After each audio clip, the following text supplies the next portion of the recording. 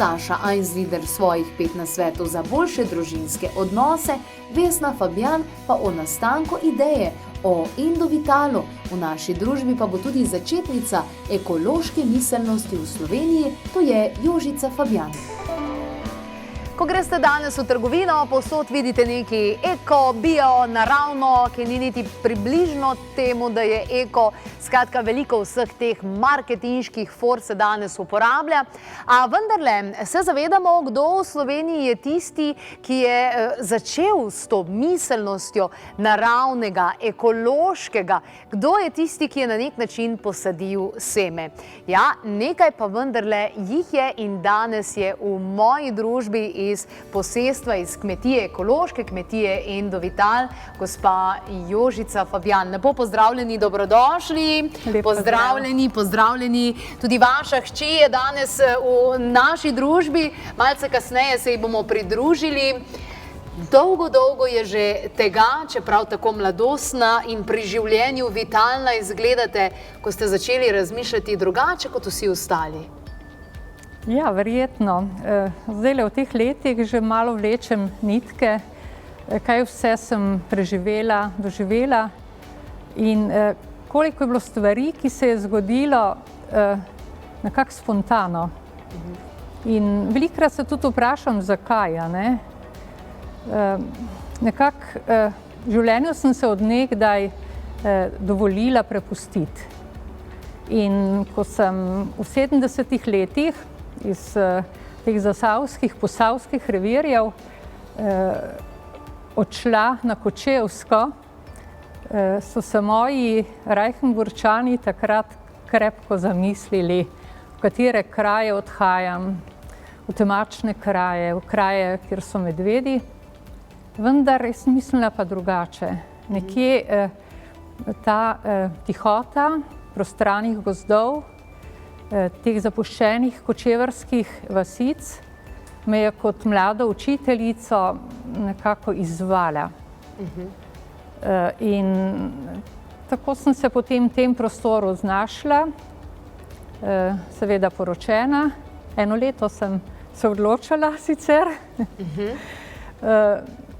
ampak tam, kjer je mož preživel svoje otroška leta, smo večkrat zahajali, razdalja je bila nekaj 20 kilometrov. Živela je tudi še moja tašča, pa še ena gospa je bila tudi pri hiši in seveda kar taka srednje velika kočevarska kmetija. Je to dom oziroma je to bilo tudi tam rojstvo te blagovne znamke, ki je še danes Endovital? Uradno ravno ne. Registrirano so predstruge, kasneje, ker smo hišo zgradili, ampak to je malo oddaljeno, ni ravno 20 kilometrov stran, ker je bilo povezano tudi z našima službama. Vendar rojstni kraj je vasica Seč na Kočevskem. Namreč tukaj je taka narava od nekdaj bila in še danes je tako, kjer so imele čebele v družini Fabjan že kar neko tradicijo. Že praded jih je imel, potem dedek, pač iz roda v rod je šlo. In tudi vi ste pravzaprav to predali na svojo hči naprej v rod in je res neka taka čudovita zgodba, za katero pa stojijo posebne vrednote, ki jih mogoče v današnji svet hrematizma, kjer samo neki podjetniki hrepenijo dobiček, mogoče niti ne razumejo oziroma niti jih to ne zanima, kaj pomeni kvaliteta, naravno, ekološko, z ljubeznijo. Ja. Veste, takrat, ko smo začeli s čebelami in ko smo potem tudi pogledali v pokrajino, kaj bojo čebele v tej pokrajini pa imele zase tudi, a ne? Takrat sva se s Tonetom Fabjanom odločila, da bova v tej pokrajini nekje izbrala tiste kvalitete, ki jih pokrajine, ki rečemo suha krajina, vse eno ima. Ogromno ljudi se je po drugi svetovni vojni odselilo v mesta. Te vasice so bile celo kočevarske, so bile izseljene. Ampak medva sva začela pač tako neopazno proučevati, kaj bi se pa tukaj le dalo ustvariti za preživetje. In tako sva nekje v pokrajini videla tudi te čebele in potem kasneje tudi ostale rastline, ki so nekako pogojevale, da sva s časoma zaradi preokupacije, zaradi tega, ker naju je vleklo srce pač v naravo, oba zapustila v bistvu dobre službe. In sva v letu 90 tudi šla v samostojno pot, potem smo seveda pa začeli z razvojem vsakega izdelka posebej. Nekateri pridelki in izdelki so trajali tudi več let, raziskovanj, sodelovali smo z raznimi inštitucijami, od Inštituta za varovanje zdravja, takrat se je tako imenoval, Kemijskega inštituta, Jožefa Štefana. Namreč naš prvi izdelek, pristni mešani med s cvetnim prahom, je po takratni zakonodaji celo spadal med pomožna zdravila skupine C. Vendar kasneje za novo zakonodajo smo pa naleteli na težave, ker naši izdelki so v bistvu butični izdelki. Da pa uspete registrirati v višjo kategorijo, ki jim rečemo zdravila, so pa ogromna sredstva. Tega pa medva kot začetnika z obilico lastnega znanja, praktičnih izkušenj, finančno nisva zmogla. Pa morda niti ne želela. Ker ves čas smo nekje stremeli za tem, da nekako uravnoteženo funkcioniramo, da ni tu samo tista materialna plat, ki je pač v duhu današnjega časa zelo dominantna, ampak da je tu pač odnos zelo pomemben, ki bazira seveda na tem, kar se v naravi in z naravo da delati. Takrat, že v tistih časih, ste tudi izobraževali ljudi, ne samo nudili izvrstne ekološke izdelke, ki so nastajali v zares takem čistem, pravem pomenu okolje. Tukaj vidimo eno revijo iz 90-ih let, ki je stala $180. Ja, še te sit, ko vidim, ne? Wow, to je pa že res precej časa nazaj. In danes, evo, jaz predlagam, da stopiva k vaši hčerki, ki zelo dobro pravzaprav nadaljuje vaše družinsko poslanstvo in tukaj lahko vidimo precej novih tudi, kaj ne da? Ja. Novih tudi izdelkov. Velika hči nadaljuje. Jaz sem vesela, da se ideja nadaljuje. Da se ideja nadaljuje. Kaj je tisto, kar ste vsekakor obdržali? Je to tisto, kar je bilo kot pomožno zdravilo najprej registrirano, to ta mešani med? Tale? Naši izdelki so deklarirani sedaj kot prehranska dopolnila. Cilj pa nam je seveda, da obdržimo kakovost, jo seveda tudi ne samo obdržimo, ampak tudi izboljšamo. Seveda to je pogojeno tudi z kvantiteto, tega ne moramo v velikih količinah proizvajati, ker gre za ekološko znamko, to pomeni, da je kakovost na prvem mestu. In pa seveda, ker so vsi naši izdelki na bazi medu več ali manj, je v Sloveniji zelo težko dobiti toliko ekološkega medu, kot bi ga mi seveda želeli.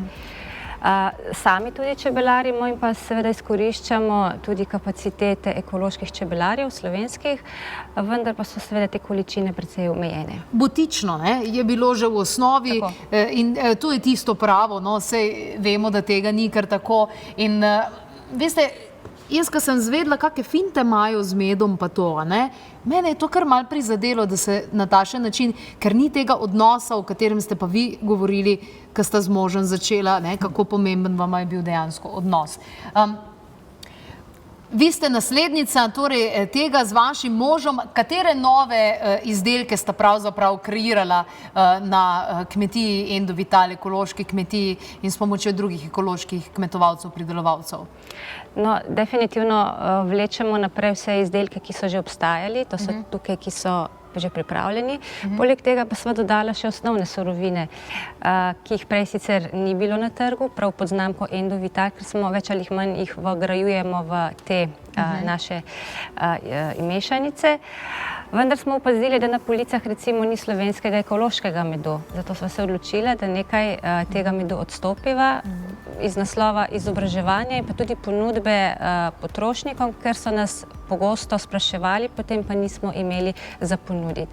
Prav tako je tukaj osnovna surovina cvetni prah.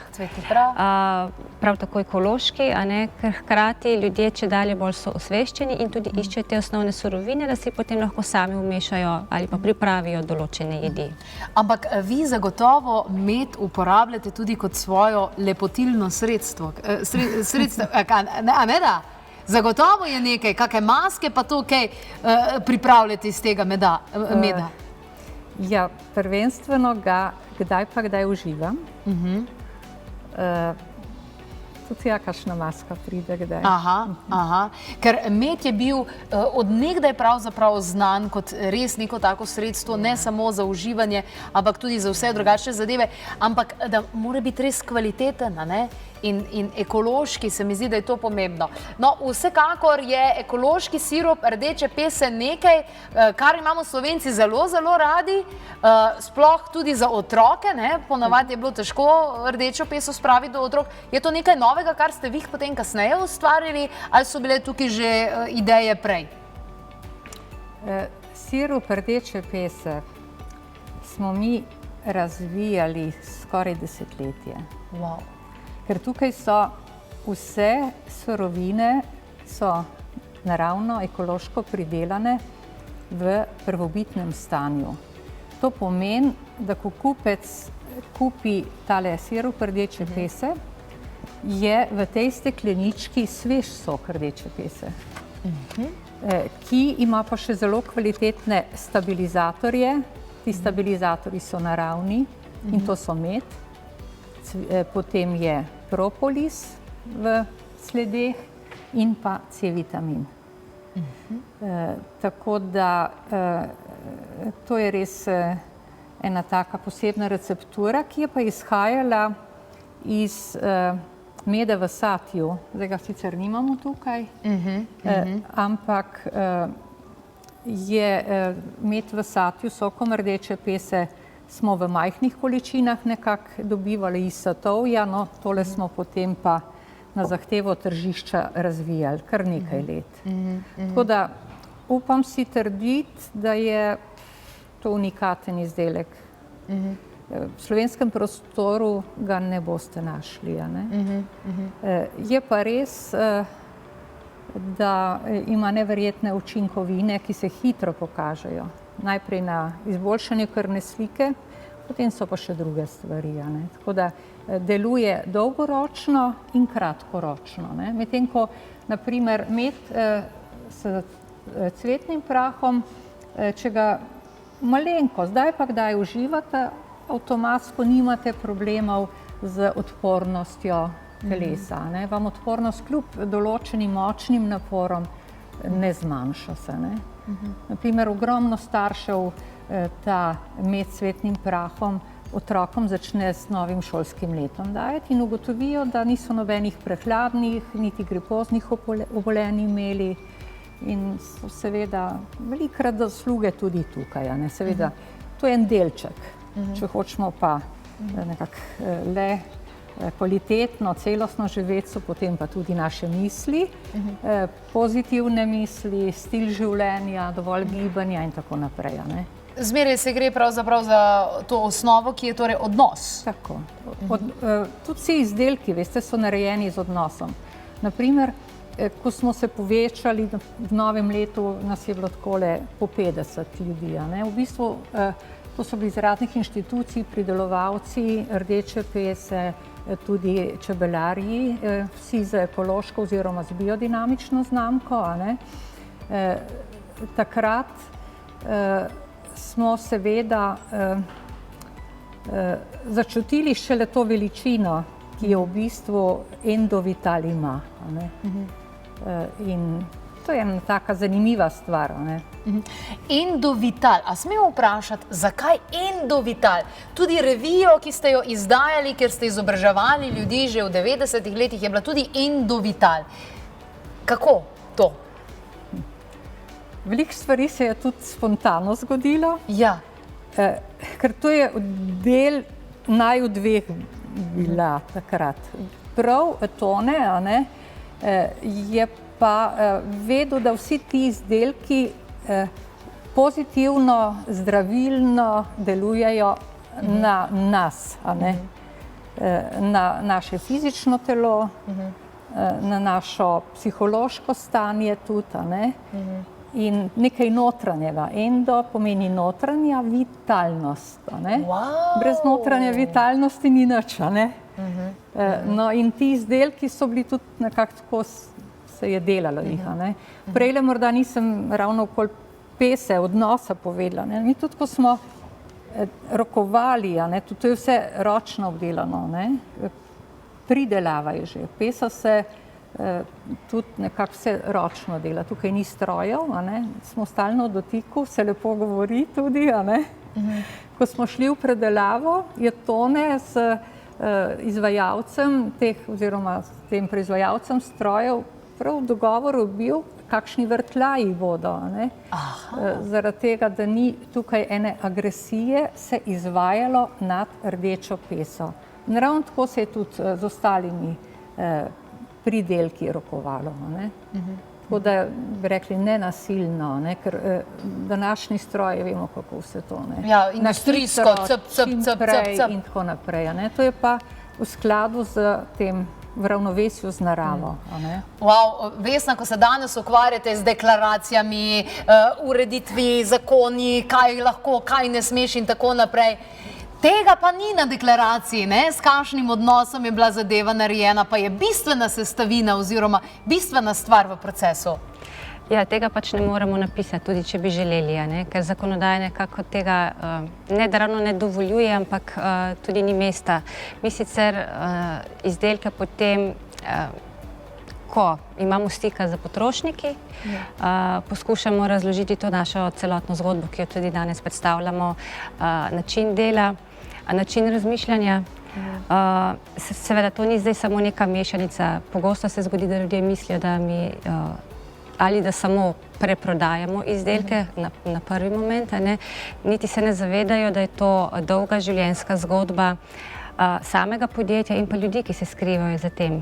To je naša družina in pa vsi ti, ki so nam pomagali, naši zaposleni, zdajšnji, bivši in vsi tisti, ki so kdarkoli imeli stika z našim podjetjem, bodi si v smislu določene inštitucije in seveda še imajo.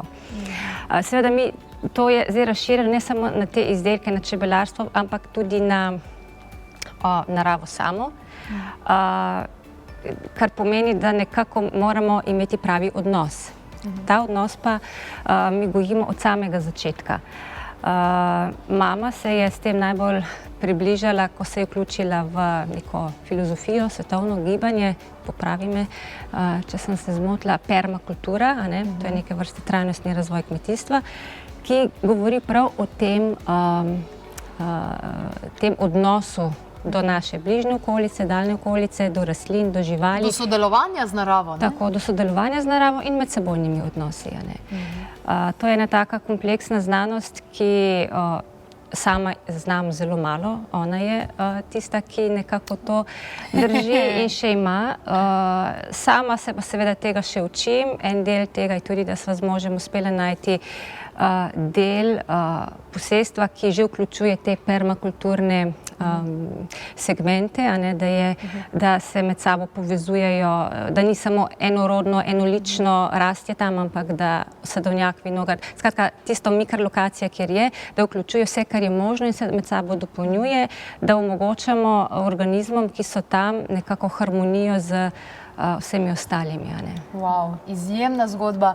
Najlepša hvala obema, da ste predstavili to, kajti zdaj lahko razumemo, kaj pomeni, če nekdo izropa naravo in dobiva izplen vsako leto, ali pa z naravo sodeluje in kreira nekaj, kar je za dobro vse, kar je človeku prijazno in hkrati tudi naravi. Najlepša hvala. Takole, spoznali smo torej zgodbo podjetja Endovital, kajti ko slišimo besedo podjetje, takoj mislimo, aha, ropanje, izplen, izkoriščanje in tako naprej. A vidite lahko, da pri vseh pa vendarle ni tako in ko boste naslednjič kupili karkoli medenega, preverite, če ni le embalaža tista, ki je slovenska, in preverite tudi, ali poznate odnos, ki so ga ti ljudje imeli do medu, do narave, ko so vse to ustvarjali. Zdaj veste, da pri družinskih članih družinskega podjetja Endovital to pravzaprav je tako, kot bi moralo biti pri vseh, pa na žalost je le pri redkih.